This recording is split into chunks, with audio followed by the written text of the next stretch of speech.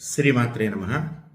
ఏదైనా ఒక పని కనుక మనం 40 రోజుల పాటు చేస్తే ఆ పనిని మన శరీరము మనస్సు కూడా అలవాటు చేసేసుకుంటాయి.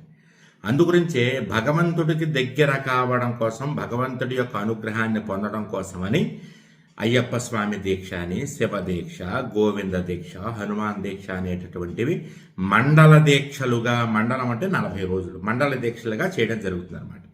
అంటే ఆ 40 రోజుల్లో నువ్వు పాటించేటటువంటి న్యాయాలు, ధర్మాలు, సత్యవచనం పద్ధతులు ఏవైతే ఉన్నాయో దాన్ని శరీరం అలవాటు చేసేసుకుంటుంది 40 రోజుల్లోనూ.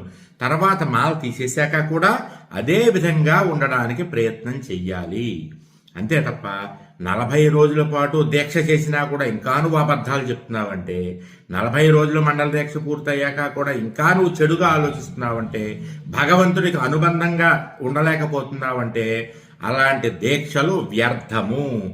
దీక్షలు వేసుకుని రీల్స్ చేయలేకుండా ఆగలేకపోవడం, అబద్ధాలు చెప్పకుండా ఆగలేకపోవడం, ఒరే రేపుడితో దీక్ష అయిపోతుంది కాబట్టి ఎల్లుండి మందు కొట్టేద్దాం అనేటటువంటి ఆలోచన నీలో రావడం, ఇలాంటివన్నీ పనికి మాలినటువంటి దీక్షలు అంటారు అన్నమాట వీటిని. అలాంటి దీక్షలు చేయడం వేస్ట్ అమ్మా. అందుకని ఎప్పుడైనా సరే మనకి సరైనటువంటి మార్గం చూపించేటటువంటిదే మాలధారణ, మండల దీక్ష విధానము. అలాంటివి చెయ్యలేనప్పుడు ఓ నమస్కారం చేసి ఊరుకోవడం మంచిది. కొంతమంది ఉంటారు, మాకు మేస్త్రి గారు ఉన్నాడు, ఆయన దీక్ష చేసుకున్నప్పుడు ఎక్కువ అబద్ధాలు చెప్తాడు, మామూలు దానికంటే ఎక్కువ అబద్ధాలు చెప్పేస్తుంటాడు, నోటుకొస్తుంది అలా చెప్పేస్తుంటాడు, మళ్ళీ స్వామి శరణం అంటాడు. అలాంటి దీక్షలు ఎందుకమ్మా, అనవసరం కదా. కాబట్టి ఏం చేసినా సరే మనల్ని మంచి మార్గంలో పెట్టేటటువంటిదే మాలధారణ. అది ముఖ్యంగా తెలుసుకోవడానికి ప్రయత్నం చేయండి అమ్మా.